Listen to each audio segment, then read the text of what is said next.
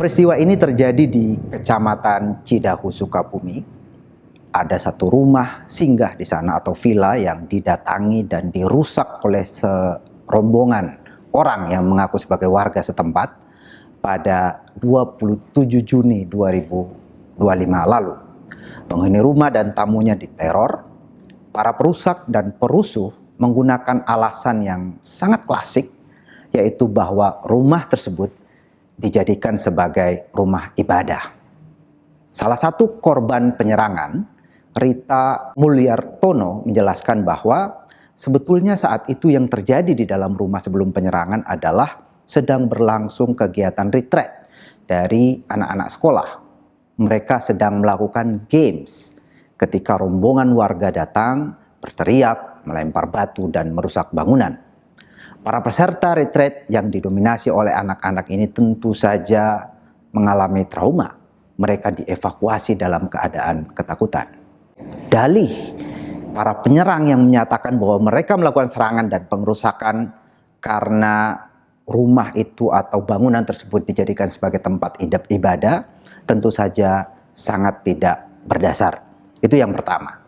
Yang kedua, kalaupun penghuni rumah atau tamu yang ada di dalam rumah itu menggunakan bangunan itu sebagai tempat ibadah atau mereka beribadah di dalamnya, apa masalahnya? Apa salahnya orang beribadah di dalam rumah? Bukankah hampir semua orang di Indonesia yang beragama dan biasa beribadah juga biasa menggunakan rumahnya sebagai tempat ibadah? Saya ingin mengutip pernyataan dari mantan Ketua Mahkamah Konstitusi Mahfud MD di sebuah unggahan tweetnya di X. Beliau menyatakan ada yang meributkan jika rumah yang bukan rumah khusus ibadah dijadikan tempat ibadah.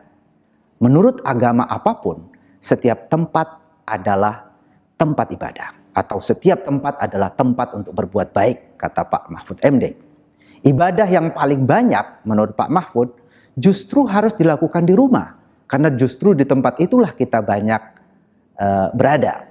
Beribadahlah pada Tuhanmu dimanapun kamu berada. Demikian Pak Mahfud MD. Artinya rumah ibadah sebetulnya secara esensial tidak ada persoalan atau ibadah tidak ada persoalan kalau itu dilakukan di rumah. Bahkan seharusnya ibadah justru harusnya lebih banyak dilakukan di rumah, karena sebagian besar waktu dan waktu luang kita memang ada di rumah.